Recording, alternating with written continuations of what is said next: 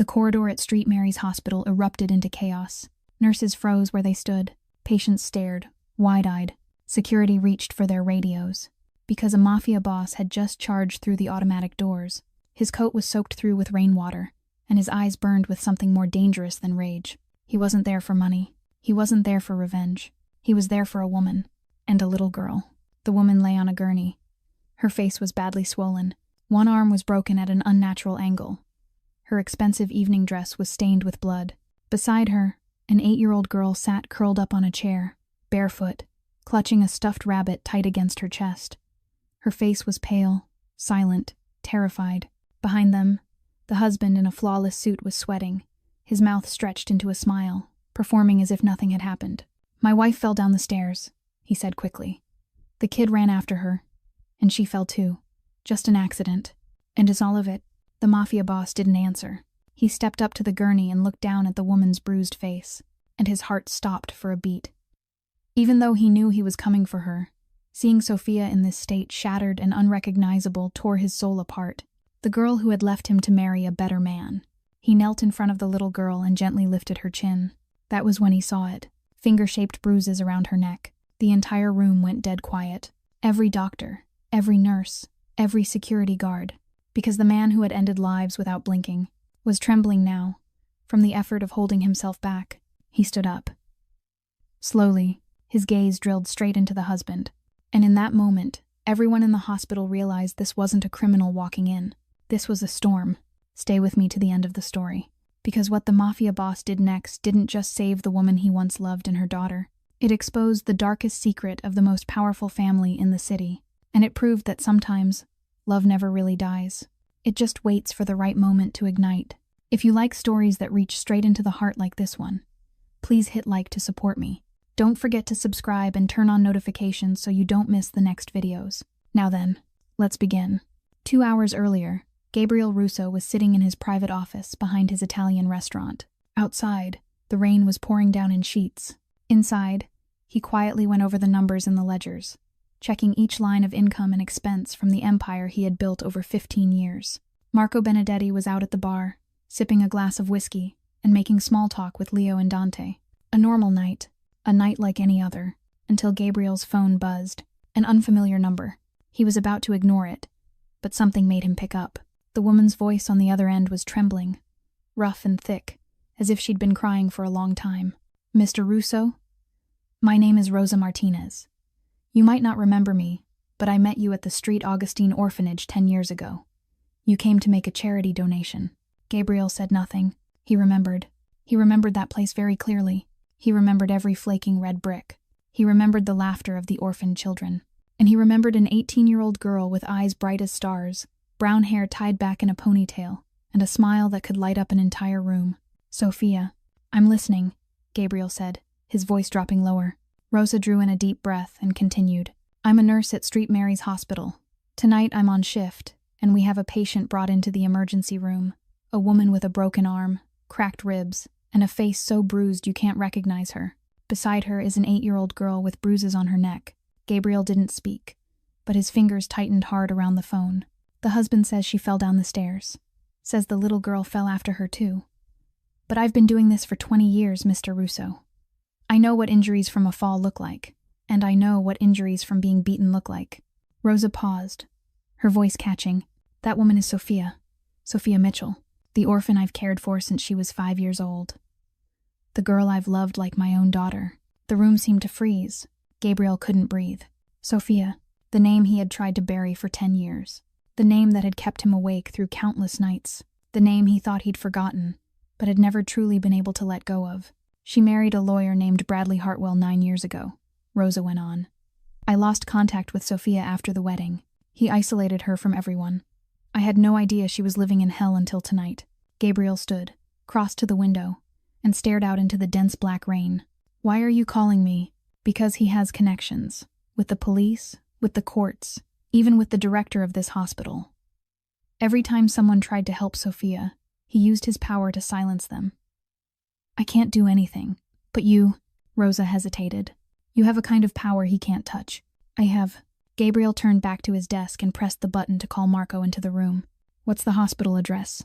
123 Maple Street. The emergency department. Mr. Russo, please hurry. He's demanding to take her home. If Sophia leaves the hospital tonight, I'm afraid there won't be a next time. Gabriel hung up.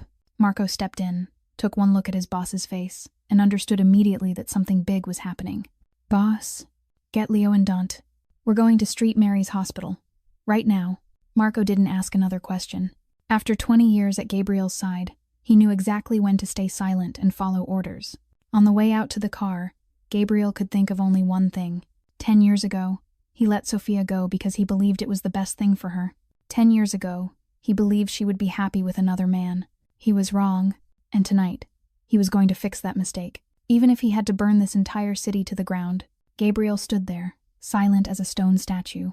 But his silence was more terrifying than any snarl. Bradley Hartwell swallowed hard, trying to keep his face composed, but sweat had already begun to bead across his forehead. He recognized the man in front of him. Who in this city didn't know Gabriel Russo? The boss of the largest underground empire on the East Coast. The man even the police chief had to lower his head to when they passed each other on the street. What do you want here? Bradley spoke first, forcing his voice to sound tough, though a tremor crept into the very end of the sentence. Gabriel didn't answer right away. He looked down the hospital corridor, then gave a slight signal, a nod so small it was almost impossible to notice. Marco understood. He stepped over and blocked the east exit. Leo moved toward the stairwell. Dante positioned himself in front of the elevator. Every way out was sealed in less than 10 seconds. Doctors and nurses lined the hallway, and no one dared move. They knew what was happening, and they knew it was smarter not to interfere. I asked you what you want, Bradley repeated, his voice a little higher now, as if volume could hide the fear crawling up his throat. Gabriel finally spoke.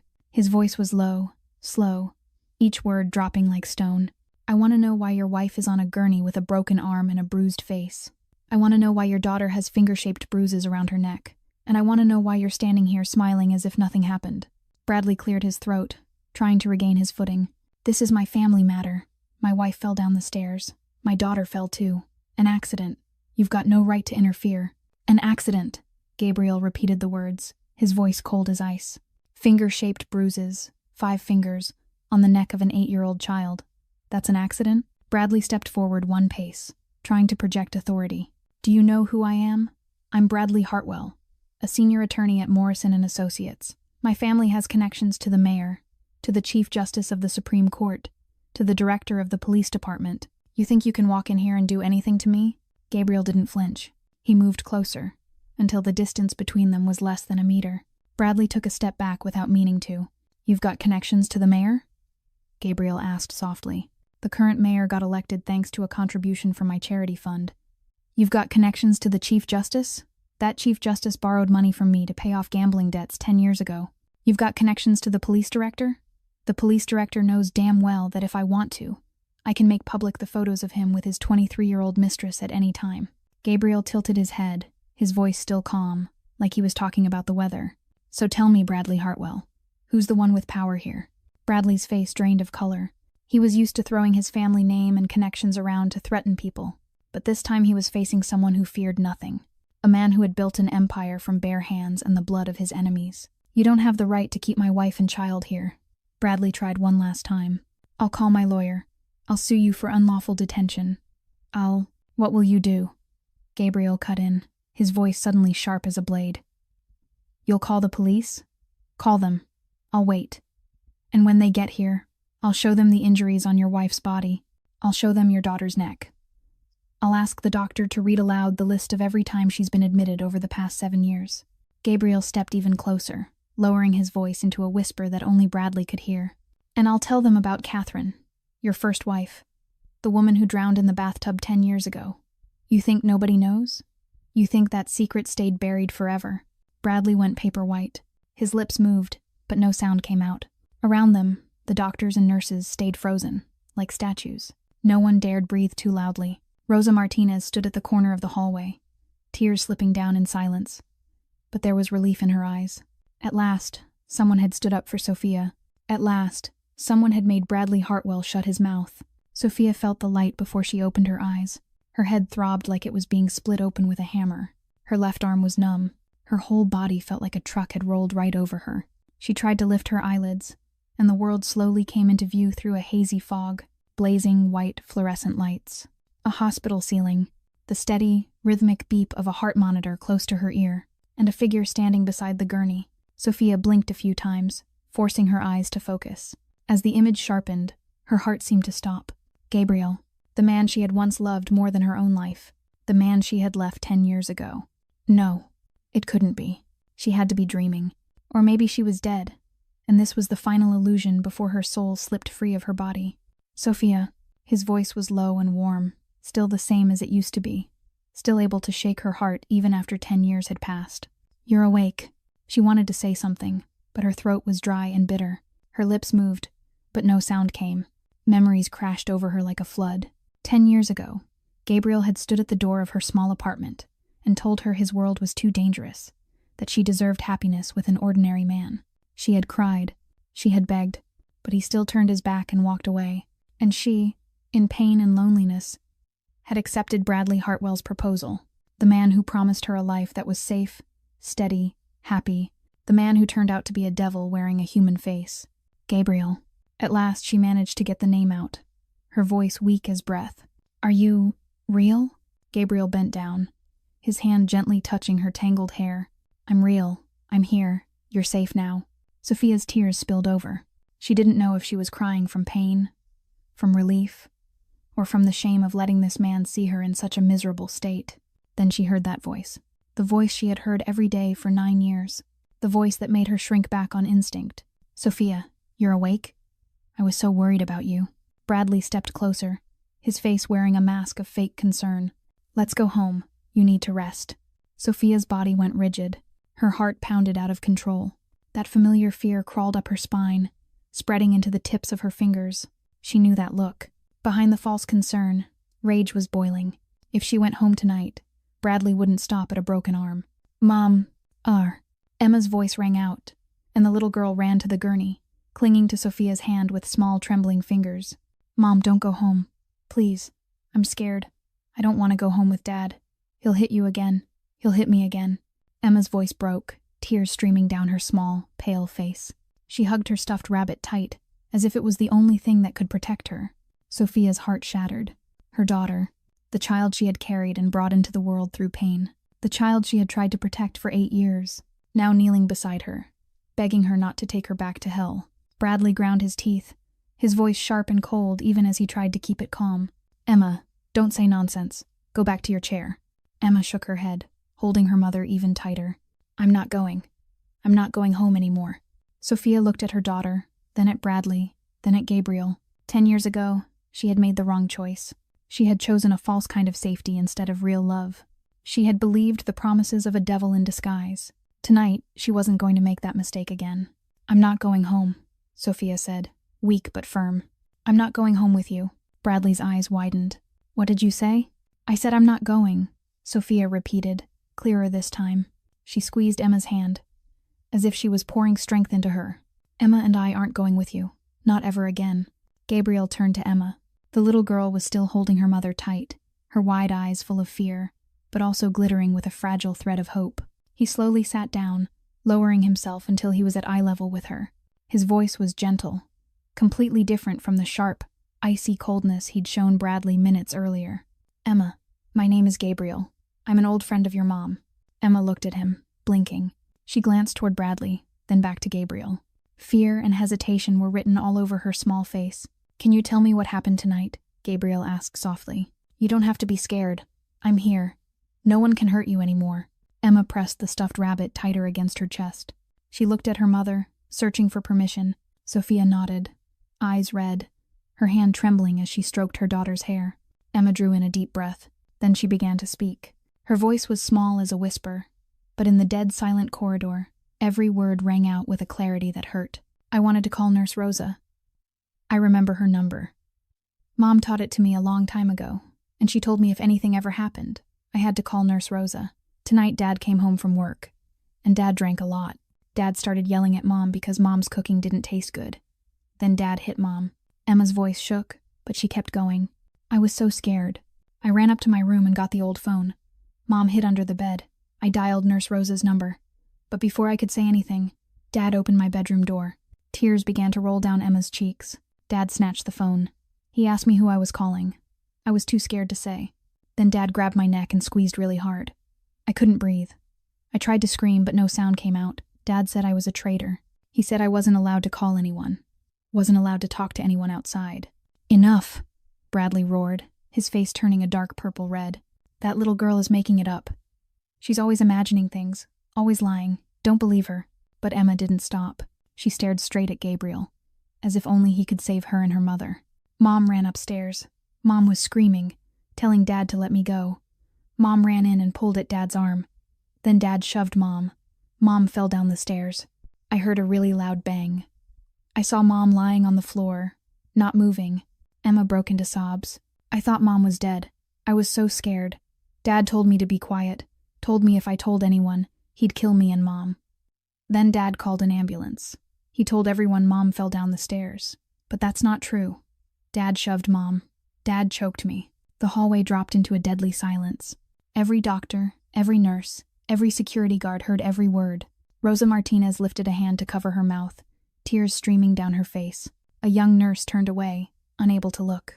Bradley stood there, his face going pale, then flushing red, going pale again, then red again. He stammered, scrambling for something, anything, to defend himself. She's lying. No one in this place is going to believe an 8-year-old kid, right? My wife fell down the stairs. An accident. This is my family matter. It's got nothing to do with anyone. It's I narrated. Gabriel stood up. He didn't say a word. He only looked at Bradley, with eyes colder than ice. And in that look, Bradley Hartwell saw his own death. Gabriel turned back to Sophia and Emma. His decision had been made from the moment he walked into this hospital. I'm taking the two of them with me. His voice wasn't a question. It wasn't an offer. It was a declaration. Bradley snapped out of his shock. He lunged forward, face burning red, veins standing out in his neck. You've got no right. That's my wife. That's my daughter. I'll call the police. I'll call my lawyer. I'll sue you for kidnapping, for unlawful detention. You'll rot in prison. I swear it. Gabriel didn't even bother to look at him. He signaled to Marco. The tall man immediately stepped to Sophia's gurney and gently helped her sit up. Can you walk? Marco asked, his voice unexpectedly soft for someone with such a frightening appearance. Sophia nodded weakly. Her broken arm had been wrapped in a temporary bandage, but her whole body still ached. She tried to stand, her legs shaking.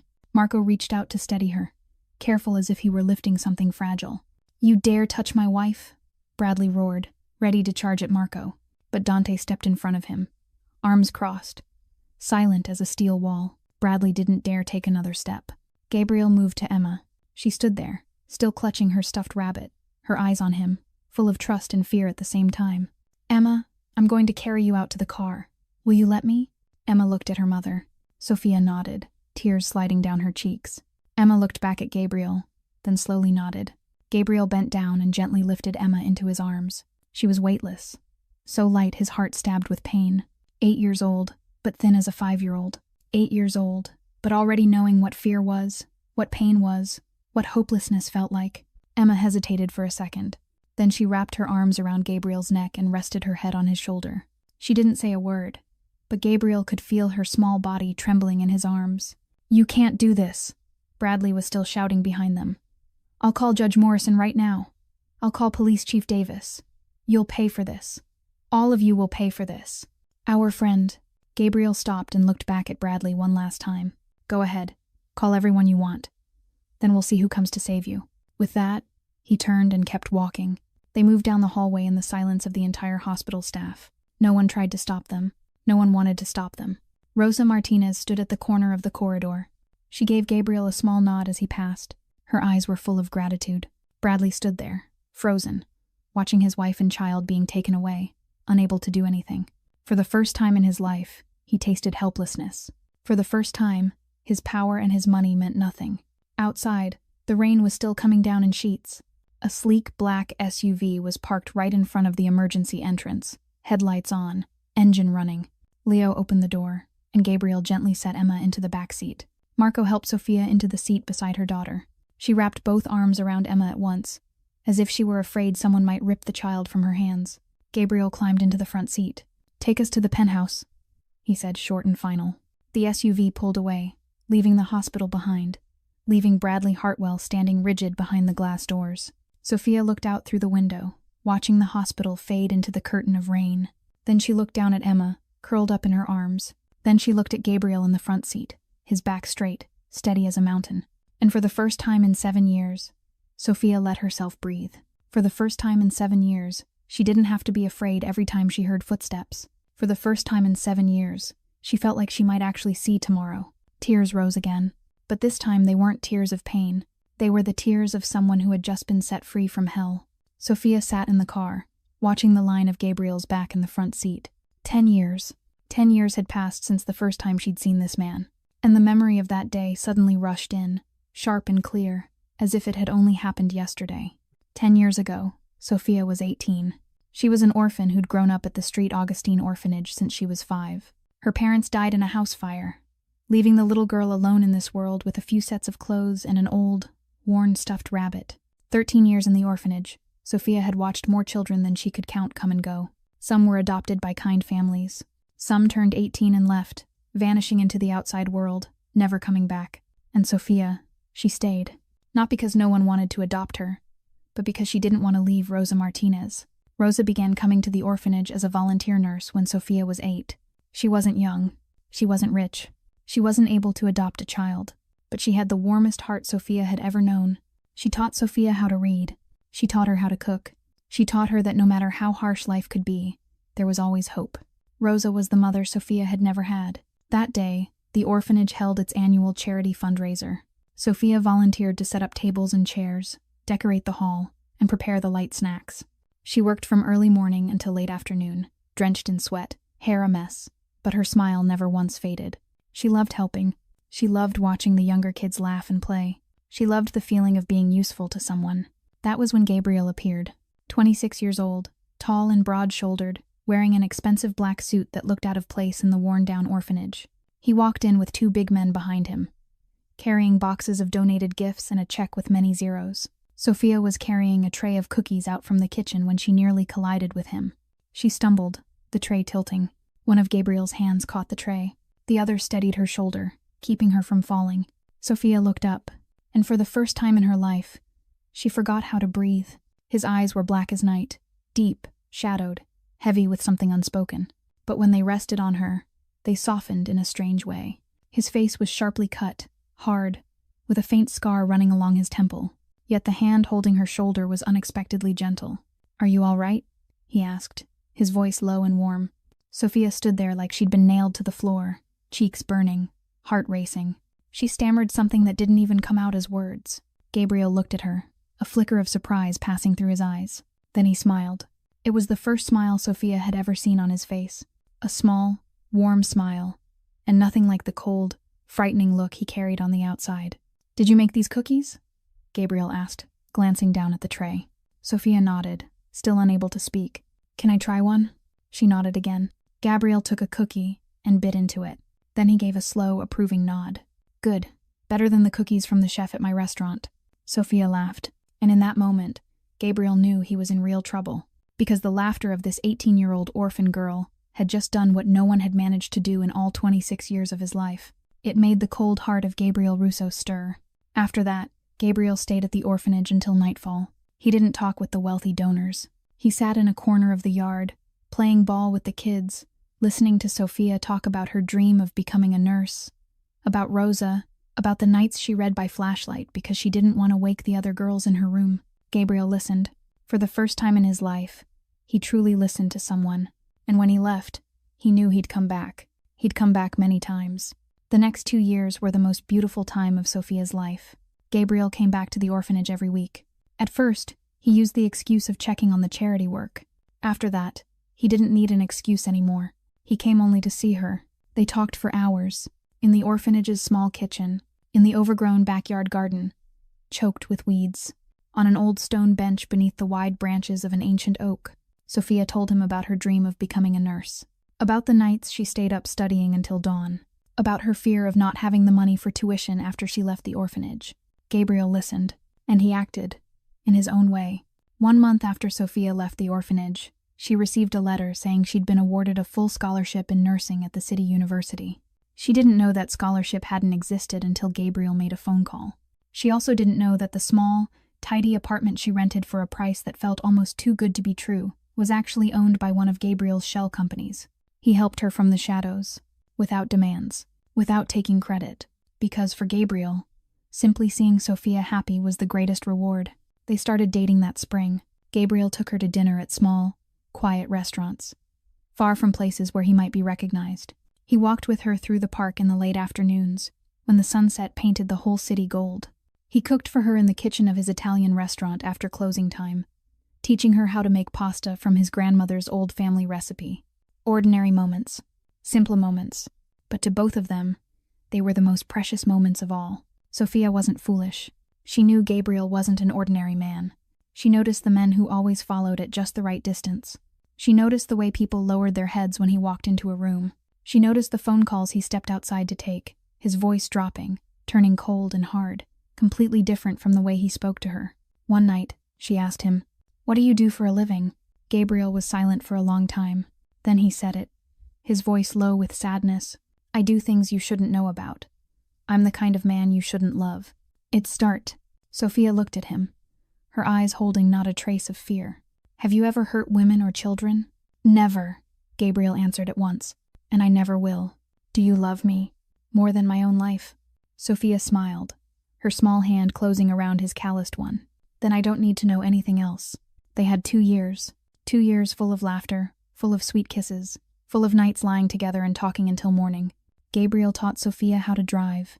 He taught her basic self-defense. He taught her that she deserved love, even though she'd spent so long believing she was nobody. Sophia taught Gabriel how to laugh from the heart, how to trust someone completely, how to open his chest and not fear being hurt. She was the only light in his dark world. He was the safe shore she'd been searching for her whole life. Gabriel kept Sophia far from his underworld. She never met his business partners. She never went to his meetings. She never learned about the ruthless decisions he had to make to protect his empire. He wanted to keep her bright, pure, untouched by his world.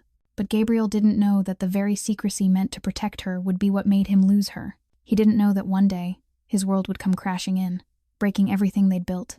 And he didn't know that letting Sophia go would become the greatest mistake of his life. Bradley Hartwell entered Sophia's life in the fall of the year she turned 20. He came into the hospital where she was doing her clinical training, lying in a VIP room with a broken arm after a minor car accident. 32 years old, handsome, wealthy, the son of one of the most prestigious families in the city. He saw Sophia in her trainee uniform, brown hair neatly tied back, her warm smile as she cared for patients, and he decided he had to have her. Bradley pursued Sophia like a storm, roses delivered to the hospital every day, lunches where he appeared without warning, sweet flirtation, and promises of a perfect future. Sophia refused. She told him she already had a boyfriend. Bradley didn't back down. He was patient, polite. He played the role of a good friend, willing to wait. Sophia told Gabriel about this man. Gabriel didn't say anything, but inside him a vague unease began to grow.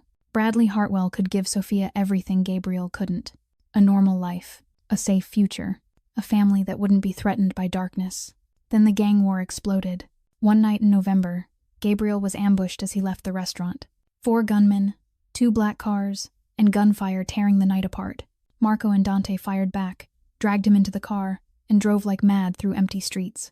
Gabriel took 2 bullets, one in the shoulder, one grazing his ribs. When he woke up in the safe house, the first thing he thought about wasn't the enemies who'd ambushed him. It was Sophia. If she'd been with him that night, if she'd been sitting in that car, if a bullet had found her instead of him, Gabriel couldn't bear to finish the thought.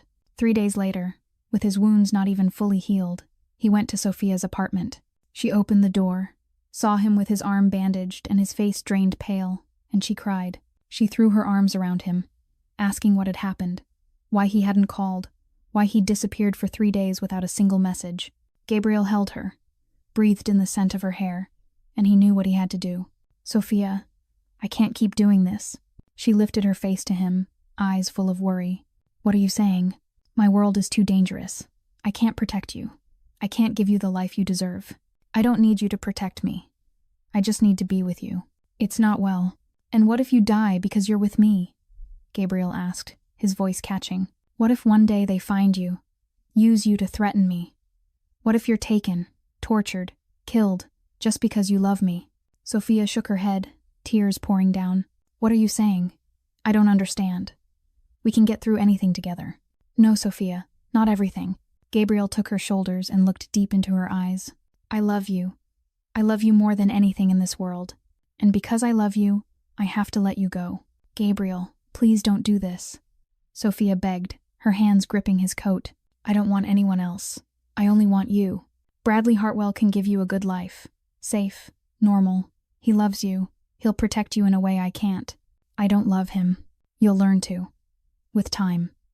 When you have a family, children, a future, you'll forget me." Gabriel let go of her shoulders and stepped back. Every step he took away from her felt like a knife driven into his own heart. "Live a happy life, Sophia. That's all I want." He turned and walked away. Behind him, Sophia sank to the floor, sobbing. She called his name, begged him to come back, but Gabriel didn't turn around, because he knew if he looked at her even one more time, he wouldn't be strong enough to leave. 1 month later, Sophia accepted Bradley Hartwell's proposal. She thought Gabriel didn't want her anymore. She thought maybe he was right. Maybe she should find a normal life. She thought Bradley, with his warm smile and his sweet promises, would give her the happiness Gabriel couldn't. She was wrong. Completely wrong. And Gabriel, the man who sacrificed his love so she could be safe, had no idea he had just pushed her into the hands of the devil. Sophia and Bradley Hartwell's wedding was the biggest society event of that year. 400 guests, every last one of them among the most powerful faces in the city. A wedding dress custom ordered from Paris, a 5-carat diamond ring, a reception held in the most luxurious 5-star hotel. Sophia stood in the middle of all that extravagance, smiling for the guests, accepting congratulations, receiving blessings. But inside, she felt hollow. She didn't love Bradley. She loved Gabriel. But Gabriel had left her, and she thought maybe love wasn't everything. Maybe safety, stability, a future, those were what she needed. Bradley promised he would give her all of that. Sophia didn't know every promise he made was a lie. On their wedding night, they returned to the Hartwell family's large estate. Bradley closed the bedroom door, and the mask he'd worn for 2 years while pursuing Sophia finally fell away. "Take your clothes off," he said, his voice cold. Nothing like the gentleness he'd shown before. Sophia stared at him, confused. "Bradley, I'm exhausted. Today was so long. Can we—" I said, "Take your clothes off." Bradley stepped in, grabbed her chin, and squeezed hard enough to hurt. "You're my wife now. You belong to me. You do what I tell you." Sophia tried to pull his hand away. "Bradley, you're hurting me." The slap came out of nowhere. It hit so hard Sophia staggered and fell to the floor. Her cheek burned. Her ears rang. She lay there, dazed, unable to believe what had just happened. Bradley stood over her, looking down with eyes cold as ice. "Never talk back to me. Never refuse me. Never make me angry. Do you understand?" Sophia didn't answer. She was still trying to understand what was happening. Who was this man? This wasn't the Bradley she knew. This wasn't the man who'd held her hand gently, spoken sweet words, promised to love her for the rest of her life. Bradley bent down, grabbed her hair, and yanked her face up. "I asked if you understand." "Dangery." "Why, yes," Sophia whispered, tears spilling over. "I understand." That was the beginning of hell. In the days that followed, Sophia slowly realized she'd stepped into a golden cage with no way out. Bradley controlled everything. Money, she wasn't allowed to keep a single cent. Her phone, he checked her messages and calls every day. Her clothes, he decided what she was allowed to wear. Her food, he decided how much she was allowed to eat. He wouldn't let her work. "My wife doesn't need to work like a servant," he said. He forced her to quit school. "What's a degree for? You've got me taking care of you." He cut off every relationship she had. Friends from the university. He forbade her to see them. Rosa Martinez, the woman who was like a second mother to her. He said Rosa was a bad person, not worth caring about. Little by little, Sophia was completely isolated from the outside world. She had only Bradley. Only the vast estate that felt cold instead of grand. Only long, silent days, and long, fearful nights. The violence didn't stop with the slap on the wedding night. Bradley hit her when her cooking didn't taste good. He hit her when she didn't smile brightly enough in front of his friends. He hit her when she accidentally mentioned the past. And he hit her when he drank, when he was stressed from work, when he simply wanted to hit. But the most painful part wasn't the bruises on her body. The most painful part was what he said. "You think anyone would want to love you? An orphan with no mother and father, raised in an orphanage. No relatives, no money, nobody. You should be grateful I married you. You think you're so beautiful? Look at yourself. Ugly, stupid, useless. Without me, you'd rot somewhere out on the street." You think Gabriel Russo loved you? He just played with you and threw you away. Me? I married you. You should be grateful. Tenning, day after day, Sophia began to believe those words. She began to think maybe she really was useless. Maybe she really didn't deserve to be loved. Maybe she really should be grateful that Bradley was willing to stay with her. The golden cage had closed, and Sophia could no longer see the way out. 9 years, 3,285 days. Each day was a battle for survival. In the first year, Sophia still cried. She cried after every beating. She cried in the bathroom when Bradley slept like nothing had happened. She cried into her pillow every night, silently, so no one would hear. She still had hope. Hope Bradley would change. Hope things would get better. Hope someone would come and save her. In the second year, Sophia didn't cry anymore. She learned how to read Bradley's mood by the sound of his footsteps. Heavy footsteps meant he was angry, and she had to disappear into a room. Light footsteps meant he was in a good mood, and she could breathe for one night. She learned how to read his eyes, how to dodge when he lifted his hand, how to curl her body tight to protect the parts that mattered most when he hit. In the third year, Sophia tried to run. She waited for a day when Bradley went away on a business trip. She took a little money he'd forgotten in a coat pocket, and she ran to the train station. She bought a ticket to anywhere at all, as long as it was far from this city. 12 hours later, 2 men in black suits found her in a cheap motel in a town 300 miles away. They brought her back. Bradley was waiting at home. That night, he beat her so badly she ended up in the hospital. 2 broken ribs, bruises everywhere, a mild concussion. The doctor asked what happened. Bradley said she fell down the stairs. The doctor didn't ask anything else. Sophia understood then. No one was going to help her. No one dared touch Bradley Hartwell. In the 4th year, Sophia discovered Catherine's secret. One night, when Bradley was drunk and passed out, Sophia slipped into his office to look for money. She didn't find money, but she found an old box of documents hidden inside a locked drawer. Inside was Catherine Hartwell's death certificate, Bradley's first wife, the woman people said had drowned in the bathtub 10 years earlier. There were photographs of Catherine with bruises on her face and on her arms, the same bruises Sophia carried now. There was a letter Catherine had started writing but never finished, the handwriting shaking, saying she was afraid Bradley would kill her. Sophia finished reading, her hands trembling so hard she could barely hold the paper. She understood she wouldn't be the last person Bradley destroyed, and if she wasn't careful, she would end the way Catherine did. In that first year of hell, she felt hope. She thought maybe the baby would change Bradley, maybe becoming a father would make him better. Maybe the child would be the reason he stopped hitting her. Emma was born on a spring day, tiny, perfect, with wide eyes like her mother's. Sophia held her in her arms and cried from happiness. She swore she would protect her child at any cost. She would give her the good life Sophia had never had. But Bradley didn't change. He only became worse. He was jealous of the attention Sophia gave Emma. He grew furious every time Emma cried and kept him from sleeping. He hit Sophia more often, harder, more cruelly. In the 6th year and the 7th year, the darkness grew thicker and heavier. Bradley started turning toward Emma. At first, it was only yelling. Then it became ear-twisting, hard spanking. Then slaps when Emma spilled milk, kicks when Emma ran around and irritated him. Sophia did everything she could to protect her daughter. She took the beatings meant for Emma. She taught Emma to stay quiet, to be obedient, to hide in her room when Dad came home. She held her every night, singing lullabies with a voice gone hoarse, saying, "Mommy loves you. Mommy will protect you. Everything will be okay." But Sophia knew everything wouldn't be okay. She knew that one day, Bradley would hit Emma harder. That one day, he would kill them both. She had to find a way out. But how? She had no money, no family, no one to beg for help. The police were Bradley's friends. The courts were Bradley's friends. This whole city seemed to belong to Bradley. Sophia was trapped, and all she could do was pray that a miracle would come before it was too late. That fateful night began like so many others inside the Hartwell estate. Bradley came home late. The stench of alcohol clung to him. His face was flushed with anger. He'd just lost a major case, humiliated in front of his colleagues, and he needed someone to pour his rage onto. Sophia was used to this. She signaled Emma to go upstairs. Lock the door. Don't come out, no matter what she heard. Emma obeyed, hugging her stuffed rabbit as she ran up the stairs. She knew when her father was dangerous. She'd learned that long before she'd even learned to read. Bradley began to scream at Sophia. Why was the rice cold? Why was the house a mess? Why didn't she know how to be a decent wife? Sophia stood still and took it, head lowered, not answering a single word. She knew talking back would only make it worse. The first punch landed in her stomach. Sophia doubled over, forcing herself not to cry out. The second blow was a kick to her leg.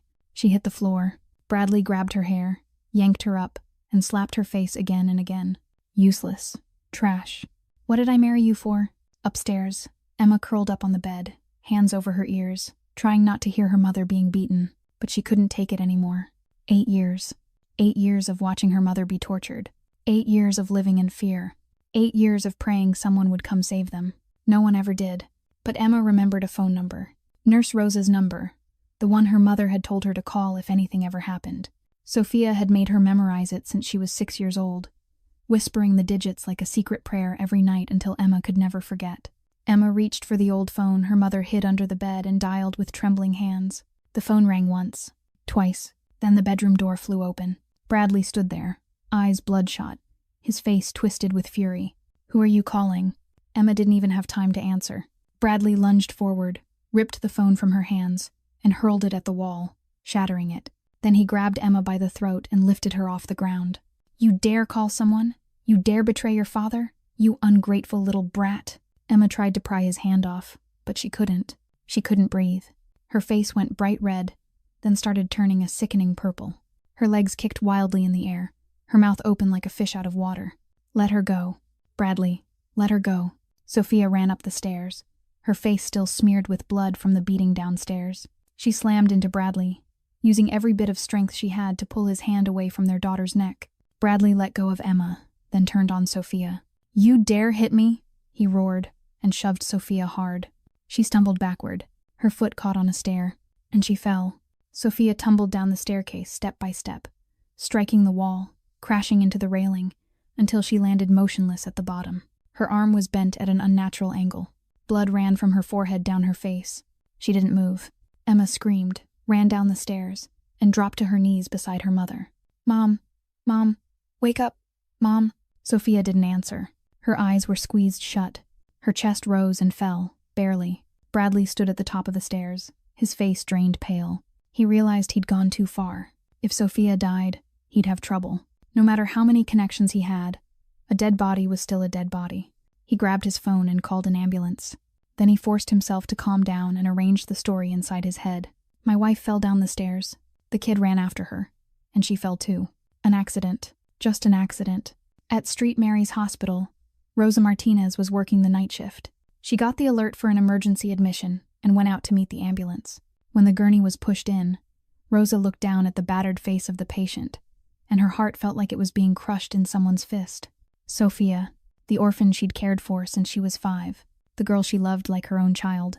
Sophia lay there with a broken arm, cracked ribs, a face swollen so badly she was hard to recognize, and beside her an 8-year-old girl with finger-shaped bruises around her neck. Rosa looked at Bradley Hartwell as he explained things to the doctor. That fake smile on his lips, his voice smooth as oil. She knew it was a lie. She knew he was the one who did it. And she knew that if Sophia left the hospital tonight, she wouldn't live to see morning. Rosa had to do something, but she had no power, no money, no connections. She was only an old nurse no one listened to. Then she remembered someone. The man who came to the orphanage 10 years ago. The man who looked at Sophia with a gaze Rosa had never seen anyone give anyone else. The man with power this entire city bowed to. Gabriel Russo. Rosa took out her phone and found the contact she'd kept saved for 10 years. The number she'd never dared to call. Tonight, she would call. For Sophia. For Emma. Because there was no other choice left. Gabriel's penthouse sat on the very top floor of a building in the heart of the city. Security, 24 hours a day, 7 days a week. Cameras everywhere. Guards stationed on every level. No one could step in here without Gabriel's permission. When the elevator doors opened, Sophia looked around the massive apartment. Elegant and luxurious, but not cold. Warm-toned furnishings, soft, gentle lighting, huge glass windows overlooking the city glittering below. It was nothing like the Hartwell mansion, where everything was perfect but ice-cold, where every corner of every wall carried the memory of beatings and tears. Gabriel's private doctor was already waiting. He was a middle-aged man with gentle hands and eyes that didn't ask too many questions. He examined Sophia's injuries carefully, rewrapped her broken arm the right way, treated the cut on her forehead, and gave her pain medication. Emma stayed at her mother's side through all of it, gripping Sophia's hand, refusing to let go for even a second. When the doctor left, a middle-aged woman appeared. Marco introduced her as Teresa, the housekeeper who'd worked for Gabriel for more than 15 years. Teresa looked at Emma with a sorrowful expression, then softly asked if she wanted something to eat. Emma shook her head, still refusing to leave her mother. Sophia had to talk for a long time, coaxing her gently, before Emma finally agreed to go with Teresa to wash up and change. Emma was put into a soft pair of pajamas, oversized but clean and sweet-smelling. Teresa cooked her a bowl of hot porridge, then sat beside her, watching as she ate one small spoonful at a time. Emma got halfway through the bowl before she couldn't swallow anymore. She ran back to the room where Sophia was lying, climbed onto the bed, and curled up beside her mother like a kitten. Sophia held her daughter close, stroked her hair, and softly sang a lullaby she'd sung every night. Before long, Emma drifted off, her first sleep without nightmares in so many years. Gabriel stood in the doorway, silent, watching the two of them. His heart twisted when he saw Sophia, thin and pale, her bruised face lying there with that small child in her arms. 10 years. 10 years he'd thought she was happy. 10 years he'd tried to forget her. 10 years he'd told himself he'd done the right thing by letting her go. He'd been wrong. So wrong he couldn't forgive himself. Sophia lifted her eyes and saw Gabriel standing there. Their gazes met in silence. So many years apart, so much suffering, so much left unsaid, all of it gathered into that single moment. "I'm sorry." Sophia spoke first, her voice breaking. "I chose wrong. I left you for him. Don't." Gabriel stepped into the room and sat down in the chair beside the bed. "Don't apologize. You didn't do anything wrong. I'm the one who's to blame. I pushed you away. I thought letting you go would protect you. But I was wrong. I pushed you into the hands of a devil and never even knew it." Sophia's tears spilled over. "You didn't know. No one knew. Bradley's good at hiding it. In front of everyone, he's the perfect husband. Only me and Emma know his real face." "Why didn't you come looking for me?" Gabriel asked, pain in his voice. "Why didn't you call me? I would have come immediately. I would have taken you out of there." "I didn't dare," Sophia whispered. "I was afraid you didn't care about me anymore. I was afraid you'd refuse. And I was afraid if Bradley found out I contacted you, he would kill me and Emma." Gabriel bowed his head, both hands clenched into fists. If he hadn't let Sophia go 10 years ago, if he'd found a way to protect her and still keep her at his side, if he hadn't been so cowardly, giving up his love because he feared she'd be hurt, then she wouldn't have endured 7 years of hell. "I'm sorry," Gabriel said, his voice rough. "I'm sorry I wasn't there with you. I'm sorry I left you alone. From now on, I won't let anyone hurt you again. I promise." Sophia looked at him. Tears still fell, but in her eyes something shimmered, something she thought she'd lost a long time ago. Hope. The next morning, while Sophia and Emma were still asleep, Gabriel called an emergency meeting in his office. Marco, Leo, and Dante were all there. No one asked why they'd been summoned at 6 in the morning. They knew that when Gabriel wore that expression, it meant something serious.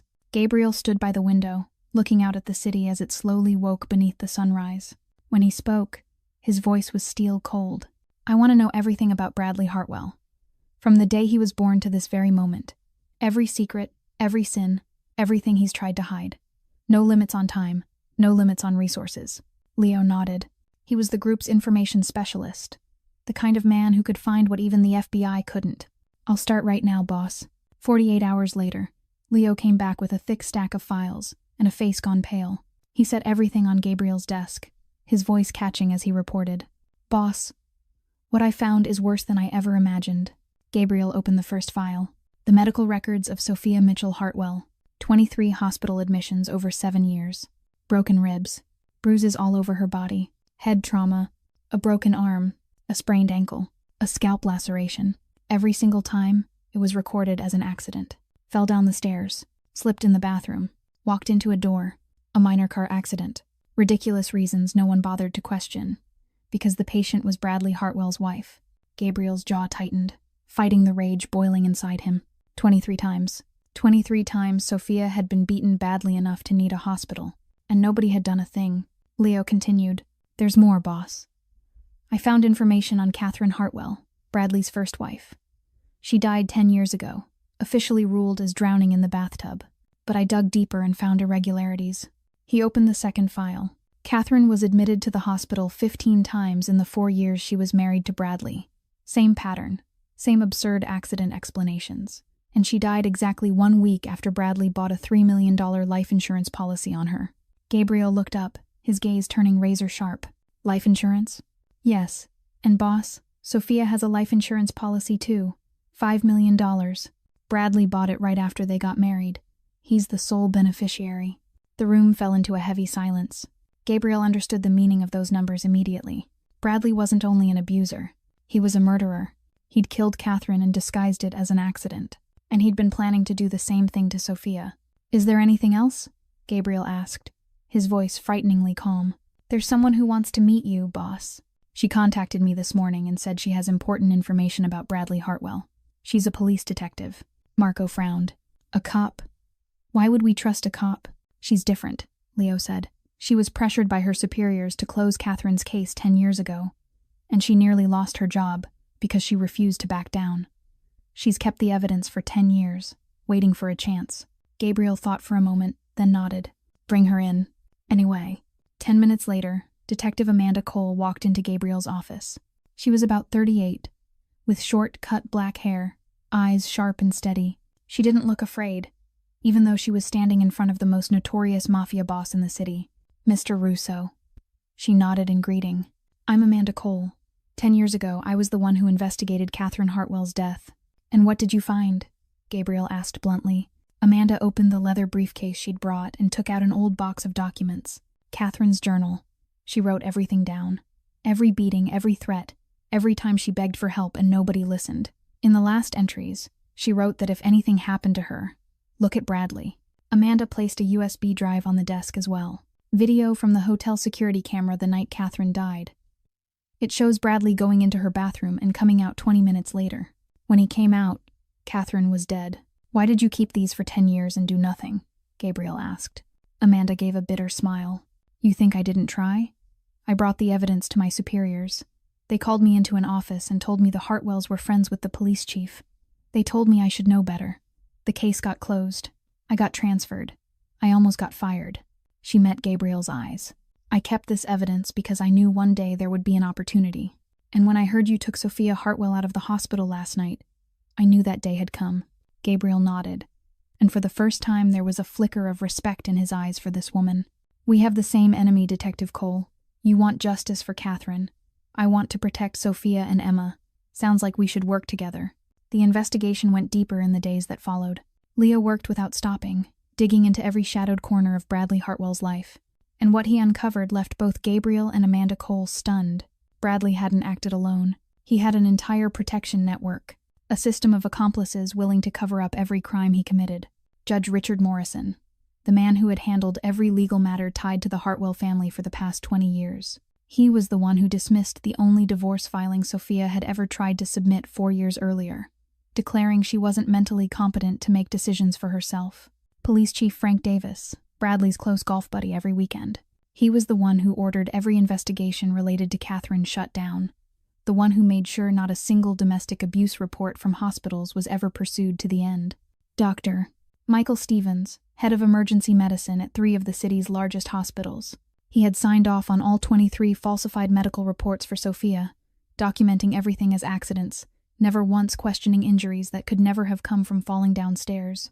Attorney Jonathan Pierce, the man who managed all of Bradley's legal and financial affairs, including setting up life insurance policies and helping him hide assets. And finally, Margaret Hartwell, Bradley's mother. She knew everything. She knew her son beat his wife. She knew her son might have killed Catherine, but she stayed silent, covered for him, and even helped clean up the aftermath whenever things went too far. Gabriel stared at the 5 names on the list in front of him, his eyes ice cold. This wasn't one abuser acting alone. This was a rotten system, a circle of people protecting each other, allowing men like Bradley Hartwell to torture and kill without consequences. What are we going to do with them, boss? Marco asked. Gabriel was silent for a long moment. 10 years ago, he would have handled them the way the underworld did. Quick, ruthless, and no one would ever know. But Sophia and Emma had changed something in him. He didn't want justice in the dark. He wanted the whole world to see these people for what they really were. Prepare 5 envelopes, Gabriel said. Each one contains evidence of the crimes of every person on that list, along with a message. They've got 48 hours to confess to the FBI. After that deadline, everything gets sent to the press and exposed to the entire city. 2 days later, the 5 envelopes went out, and the domino effect began. Dr. Michael Stevens was the first to fall. He received his envelope at 8 in the morning. By noon the same day, he was sitting inside an FBI office with his private attorney. He confessed to everything: the falsified medical reports, the money Bradley paid him every time Sophia was admitted, Catherine's death, the one he knew wasn't an accident, but still signed off on anyway. He even named Police Chief Davis as the one who contacted him whenever something needed to be covered up. Stevens's testimony sent Frank Davis into panic. The police chief tried to contact Bradley and couldn't reach him. He tried Judge Morrison and no one answered. Finally, 24 hours after Stevens surrendered, Davis walked into the FBI office too, carrying a box of files containing every piece of evidence he'd hidden for 10 years. Judge Richard Morrison didn't choose surrender. When he received his envelope, he knew his life was over. His reputation, his career, his family, all of it would dissolve into smoke. He couldn't bear the thought. On the morning of the third day, they found him in his office, a bullet in his head and a suicide note admitting every sin.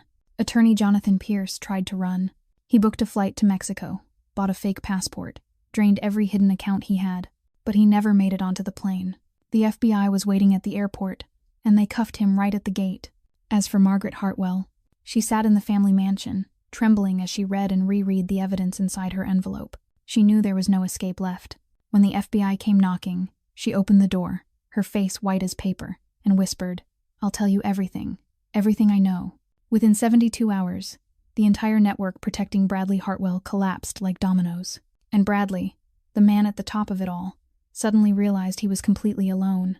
While Bradley's network was collapsing outside, inside the penthouse, another relationship was slowly being built. At first, Emma was very afraid of Gabriel. She was afraid of all men. 8 years with Bradley had taught her that men meant pain, shouting, and sudden beatings. But Gabriel wasn't like any man she'd ever known. He never raised his voice, never lifted a hand in threat, never looked at her with anger in his eyes. He spoke to Emma in a gentle voice, asked her opinion before doing anything, and always kept a respectful distance, never touching her unless she allowed it. On the third night at the penthouse, Emma woke from a nightmare. She dreamed Bradley had found them, dragged her away, and beat her mother to death right in front of her. She screamed, sobbing, kicking wildly on the bed. Sophia was asleep from the pain medication and didn't hear her daughter. But Gabriel heard. He went into the room and saw Emma curled in the corner of the bed, face wet with tears, her whole body shaking. He didn't go closer right away. He sat down in the chair near the door, almost 3 meters away, and spoke softly. "Emma, you're safe now. No one can hurt you here." Emma stared at him, eyes still wild with fear. "I dreamed about Dad. He found us." "No one's going to find you," Gabriel said, calm and certain. "I promise. I'll protect you and your mom. No one gets near you unless I allow it." Emma was silent for a long time, as if weighing whether she could believe him. Then she whispered, "Can you sit here until I fall asleep again?" Gabriel nodded, and he sat there, in that chair by the door, without moving, until Emma drifted back to sleep. The next morning, when she woke up, he was still there. He'd sat there all night. From that night on, things began to change. Emma didn't flinch every time Gabriel walked into the room. She started looking at him, watching him, as if she were trying to understand who this man really was. One afternoon, Gabriel was in his office, studying a chessboard, when Emma tiptoed in. She stood at the doorway, staring at the pieces with curious eyes. "Do you want to learn?" Gabriel asked. Emma nodded. So Gabriel taught Emma to play chess. He patiently explained each piece, how it moved, how to attack, how to defend. Emma learned quickly. She was smart, sharp-minded. She'd just never had anyone take the time to teach her anything. The next week, Gabriel took Emma to a bookstore. It was the first time in her life she'd ever been inside a real bookstore, the first time she'd been allowed to choose any book she wanted. Emma walked along the shelves, eyes shining, her hands trembling as she touched each cover as if it was treasure. She chose 3 books, a fairy tale book, one about animals, and a drawing guide. Gabriel bought them all without asking the price. On the way home, Emma held his hand. It was the first time she reached for him on her own. Gabriel felt like someone had squeezed his heart in a fist. A week later, Emma gave him a drawing. She'd used colored pencils on white paper, the scribbly lines of an 8-year-old. The drawing showed 3 people, a brown-haired woman, a little girl holding a rabbit, and a big man standing in front of them, his arm raised like he was protecting them. On the other side was a black figure with red eyes, like a monster from a fairy tale. "This is you," Emma said, pointing to the big man. "You protect me and Mom from the monster." Gabriel held the drawing, and for the first time in many years, His eyes burned. He carefully folded the paper and slipped it into his wallet, right beside his heart. "I'm going to keep it forever," he said, his voice rough. Emma smiled. It was her first smile since the night at the hospital. Sophia was slowly coming back to life too, in her own way. In the first days at the penthouse, she could barely eat anything. 7 years with Bradley had trained her to be controlled bite by bite, trained her to ask permission before she touched food, trained her to feel guilty every time she swallowed anything at all. Teresa patiently cooked her simple, gentle meals. She didn't force Sophia to eat. She just set the plate in front of her and said, "Eat as much as you want.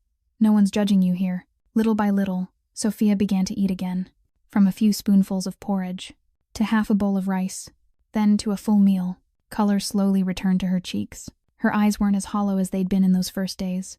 Gabriel brought in a therapist to meet with Sophia every day. Evelyn Harper, a middle-aged woman with silver hair and a warm voice, had worked with domestic violence survivors for 20 years. She didn't pressure Sophia to talk. She simply sat there, listened, nodded, and sometimes asked gentle questions. In the first therapy sessions, Sophia cried more than she spoke. She cried about the beatings. She cried about the insults. She cried about the nights she lay on the floor, hurting, alone, believing nobody in the world cared about her. She cried about the years she'd lost herself, the way she forgot who she was, what she used to dream about, what kind of person she'd been before Bradley Hartwell. Little by little, session by session, Sophia began to remember. She remembered she'd once dreamed of becoming a nurse so she could help people. She remembered she'd once loved reading and cooking. She remembered she'd once had bright laughter and eyes full of hope. She remembered she'd once been a strong woman, not the pale shadow Bradley had turned her into. Moments with Gabriel helped her heal in a different way. They didn't talk much. Sometimes they just sat together on the balcony, watching the city at night, each of them lost in their own thoughts. The silence between them wasn't heavy or uncomfortable. It was warm, safe, like they didn't need words to understand each other. One night, Sophia asked Gabriel about the past 10 years. He told her, his voice low and steady, about the empire he'd built, about the enemies he'd defeated, about the nights he stayed awake missing her, but never dared to look for her because he thought she was happy. Sophia told Gabriel about her hell, about the beatings, about the hospital visits, about the nights she held Emma, crying silently, praying someone would come save them, about the times she thought about death as an escape, but didn't dare die because she still had Emma. They talked about the past, about the wrong choices, about the things they wished they could have done differently, and they talked about the future. "What will you do after all this ends?" Gabriel asked. Sophia was quiet for a long moment. Then she spoke, her voice unexpectedly firm. "I don't want to run anymore. I've been running my whole life. Running from being an orphan, running from Bradley, running from myself. I'm so tired." She turned to look at Gabriel, and for the first time in a long time, there was fire in her eyes. "I want to face him. I want to stand in court, look him in the eye, and tell the whole world what he did. I want justice for me, for Emma, and for Catherine, the woman who died and no one ever fought for. When I've masted." Gabriel looked at her, surprise and admiration in his eyes. This wasn't the weak, terrified Sophia he'd carried out of the hospital 2 weeks ago. This was Sophia coming back to life, finding herself again, standing up from the ashes of 7 years of hell. "Are you sure?" he asked. "That road's going to be hard.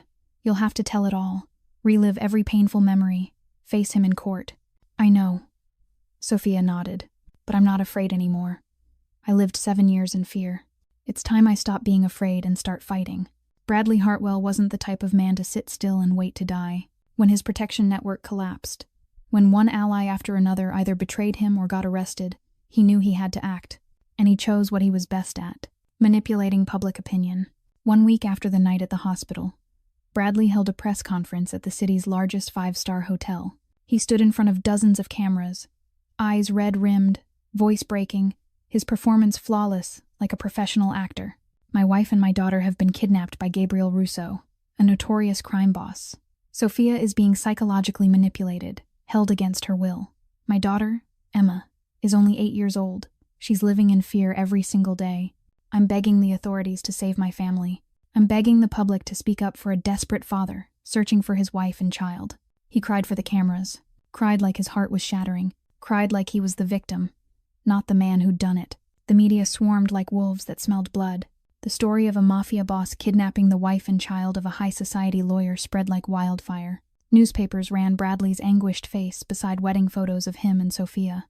News channels aired segments on Gabriel Russo, listing rumors of criminal activity, turning him into a villain in the eyes of the public.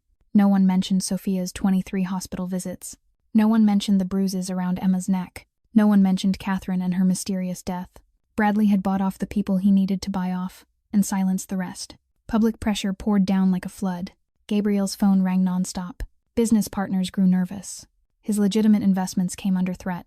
Even some men inside his underworld empire began whispering that maybe he shouldn't be involved in another man's family matter. Then Bradley's lawyer showed up at Gabriel's building, carrying a court order signed by a newly appointed judge. An order demanding Gabriel return Sophia and Emma to Bradley within 24 hours, or face prosecution for kidnapping and unlawful detention. Marco took the order, read it once, then handed it to Gabriel with a worried expression. "Boss, they're playing dirty. This judge is new. He wasn't on our list." Gabriel stared at the paper, jaw clenched tight. He knew Bradley was trying to back him into a corner. If he complied, Sophia and Emma would be sent back to hell. If he refused, he'd become a criminal in the eyes of the law, and Bradley would have even more ammunition to attack him. Sophia knew what was happening. She read the news, heard the endless ringing phones, saw the tension on Gabriel's face even when he tried to hide it. That night, she found Gabriel in his office. "I'll go," she said, her voice trembling but firm. "I'll go out there and tell the press I'm here by choice, that no one kidnapped me. Then I'll go back to Bradley. That way you won't be dragged into this." Gabriel stood, moved in front of her, and gripped her shoulders. "Are you out of your mind? You think I'm going to let you go back to him? But you're in trouble because of me. Your empire's being threatened because of me.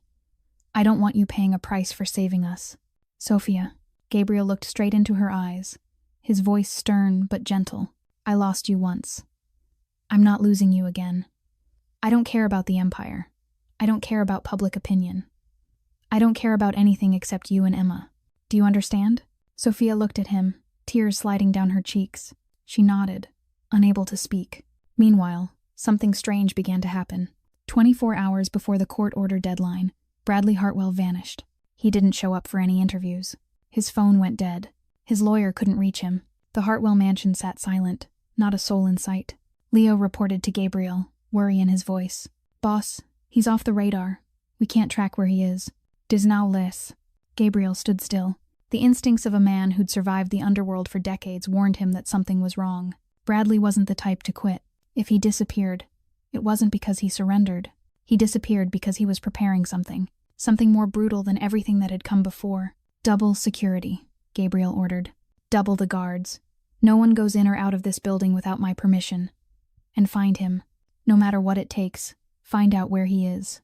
That night came faster than anyone predicted. Gabriel had just finished a meeting with Marco and Leo when the alarm blared. Not the alarm from the main entrance or the elevators. The alarm from the back fire escape and access point only people inside the building even knew about. Someone had gotten in. Gabriel drew his gun and signaled Marco and Leo to spread out. Dante was downstairs, guarding Sophia and Emma in the bedroom. He hit call on Dante, but no one answered. His heart dropped. He sprinted toward the bedroom, every step feeling like it stretched into a full century. When he shoved the door open, the blood in his veins turned to ice. Bradley Hartwell stood in the middle of the room. One hand held a gun. The other fist was tangled in Emma's hair, yanking her up off the floor. Dante lay on the ground, blood spilling from a wound on his head, but his eyes remained sharp as he waited for the perfect moment to strike. Sophia stood in the corner, face drained white, hands shaking as she lifted them in a pleading gesture. Bradley looked like a rabid animal. His eyes were bloodshot, his hair a mess, his clothes wrinkled and torn. He wasn't the polished attorney the world thought it knew. He was the real monster, finally showing his true face. "Don't move," Bradley roared when he saw Gabriel. "Take one more step and the kid dies." Gabriel froze, gun still in his hand, but he didn't dare raise it. Emma was crying, her little legs kicking wildly in the air, her hands clawing at Bradley's grip in her hair. "Bradley, let the girl go," Gabriel said, his voice terrifyingly calm even though a storm was ripping through him. "This is between you and me. Don't touch a child." Bradley laughed, a deranged sound that echoed off the walls. "Between you and me? No, Russo. This is about what belongs to me. Sophia's my wife. Emma's my daughter. You don't have the right to take them from me. They're not objects for you to own," Gabriel said. "They're people, and you've tortured them for 7 years." "Shut up." Bradley leveled the gun at Gabriel. "I've lost everything because of you. My career, My reputation, my money, my freedom. Everything I built collapsed because you stuck your nose into my business. Kanachina did. He tightened his fist in Emma's hair, making her scream in pain. If I can't have them, nobody gets to have them. You hear me? Nobody gets to have them. Sophia broke into sobs. Bradley, please, hit me, kill me. But let Emma go. She's innocent. She's just a child. Innocent? Bradley swung his gaze to Sophia, hatred boiling in his eyes. That little brat betrayed me. She called outsiders. She told outsiders our family business. She doesn't deserve to be called my daughter. I'm instead. Gabriel watched, measuring the room, hunting for an opening. Bradley was losing control, swinging back and forth between aiming at Gabriel and aiming at Sophia. If Gabriel could distract him for a few more seconds, maybe he could move, but the risk was too high. Emma was right there in Bradley's hands. Then something happened that no one expected. Emma, the 8-year-old who'd lived in fear her entire life, who'd watched her mother get beaten more times than she could count. The child Bradley believed would always stay a helpless victim suddenly stopped crying. She remembered what Gabriel had told her one night when she'd woken from a nightmare. You're braver than you think, Emma. Sometimes the smallest person has the biggest strength. Emma bit down on Bradley's hand. Hard. With every ounce of strength an 8-year-old could summon in desperation. Bradley screamed. An instinct made him loosen his grip. He let go of Emma's hair, and that instant was all that was needed. Dante, who everyone thought was unconscious, shot up from the floor. He slammed into Bradley like a panther, drove him down, and knocked the gun out of his hand. The two men grappled on the ground, but Dante was trained for this. In seconds, he wrenched Bradley's arms behind his back, pinned him face down, and locked him in place. Emma ran straight to Sophia. Mother and daughter clung to each other, crying, shaking, but safe. Gabriel stepped to Bradley and looked down at the man pressed against the floor, panting, his eyes still full of hate. You'll pay for this, Bradley snarled. I swear you'll pay for this. Gabriel didn't answer. He turned to Sophia and gave a small nod, as if he was handing her the chance she'd waited 7 years for. Sophia loosened her hold on Emma and walked up to Bradley. She stood there, looking down at the man who'd turned her life into hell. And for the first time in 9 years, she wasn't afraid of him. You took 7 years of my life, Sophia said, her voice trembling, but every word clear. You hit me, humiliated me, isolated me from everyone I loved. You made me believe I didn't deserve love. You made my daughter afraid before she could even walk. You killed Catherine, and you planned to kill me the same way. She crouched down and stared straight into his eyes. But you failed. We're still alive. We're still standing here. And you? You're going to rot in prison until the day you die, and I'm never going to think about you again, because you don't deserve another second of my life. Azacation. Sirens wailed in the distance, getting closer and closer. Amanda Cole had called the FBI the moment she got word Bradley had shown up. When the agents stormed the penthouse, they found Bradley Hartwell on the floor, hands cuffed behind his back, completely powerless. They read him his Miranda rights, hauled him to his feet, and marched him out. Bradley didn't say a word. He only stared at Sophia with pure hatred until the elevator doors slid shut, cutting him off for good. Emma ran to Gabriel and wrapped her arms around him, her small face pressing into his chest. I did what you said. I was brave. Gabriel held her, his eyes stinging. You're the bravest person I've ever known, Emma. Bradley Hartwell's trial took place 3 months after that fateful night. The entire city watched. The media covered it nonstop. And this time, no one could hide the truth anymore. The evidence stacked up like a mountain. Testimony from the accomplices who'd surrendered. Catherine's journal. The security camera footage. The medical records from Sophia's 23 hospital admissions. All of it laid out in the harsh light of justice. But the moment that silenced the entire courtroom was when Sophia stepped up to the witness stand. She was no longer the thin, terrified woman from those first days. She stood tall. Her eyes were steady. Her voice was clear as she spoke of 7 years of hell. She told them about the wedding night, about the endless beatings, about the times she tried to run and was dragged back, about the fear that rose in her chest every time she heard her husband's footsteps, about Catherine and the tragedy Sophia had nearly been forced to repeat. She didn't cry. She'd cried enough. Now it was time to tell the truth. Emma testified too. The 8-year-old sat in the witness chair, her feet not reaching the floor, her arms wrapped tight around her stuffed rabbit. Bradley's defense attorney tried to unsettle her, asking questions designed to confuse a child. But Emma didn't waver. She spoke about the nights she heard her mother being hit, about the time her father grabbed her throat because she tried to call for help, about the fear that had followed her since before she could even read. Her voice was small, but steady. and every word she spoke was a hammer blow sealing the coffin of Bradley Hartwell's career. The jury needed only 2 hours to reach a verdict. Guilty. On every count: first-degree murder for Catherine Hartwell, aggravated assault against Sophia and Emma, unlawful imprisonment, insurance fraud, bribery of public officials.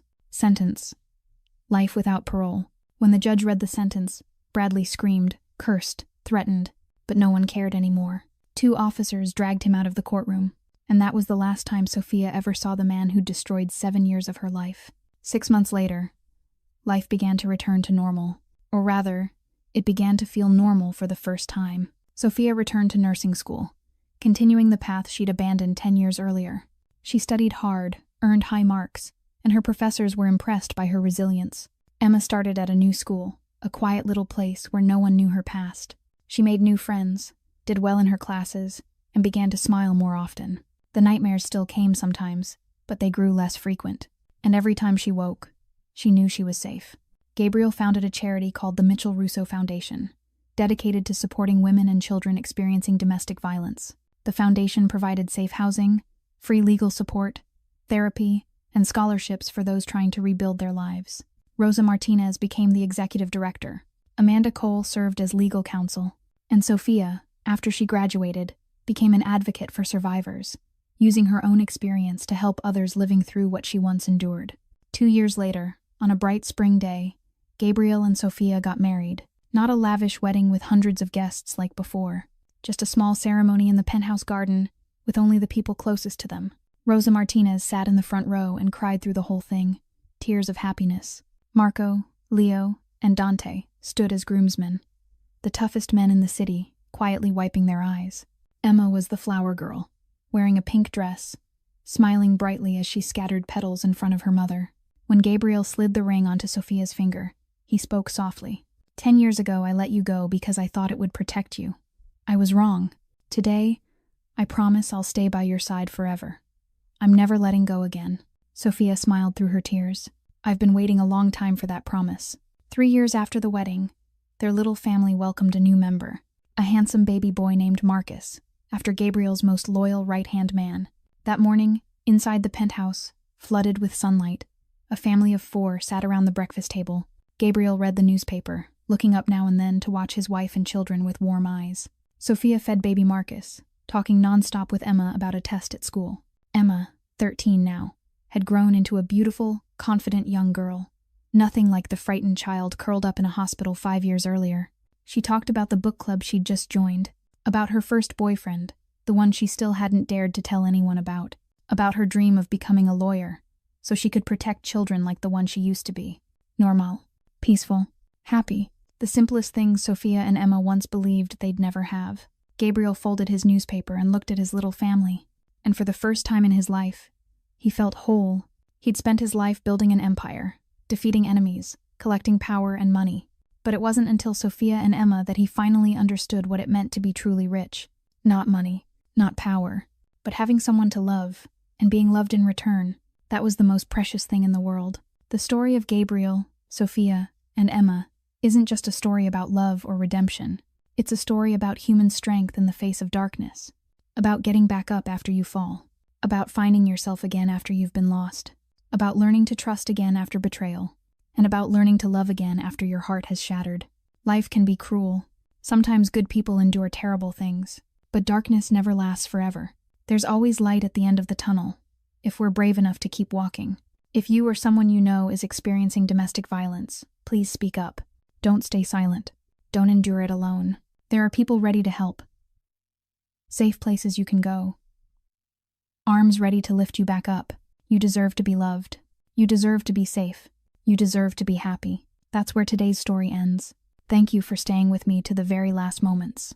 If this story touched your heart, please hit like, share the video with the people you love, and subscribe to our channel so you don't miss the next meaningful stories. How did this story make you feel?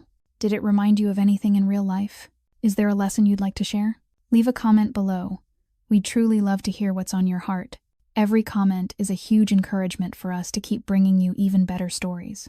Wishing everyone watching good health, a joyful life, and days filled with peace and happiness. Love yourself and the people around you, because sometimes a hand reached out at the right moment can change an entire life. Thank you so much. Goodbye, and I'll see you in the next video.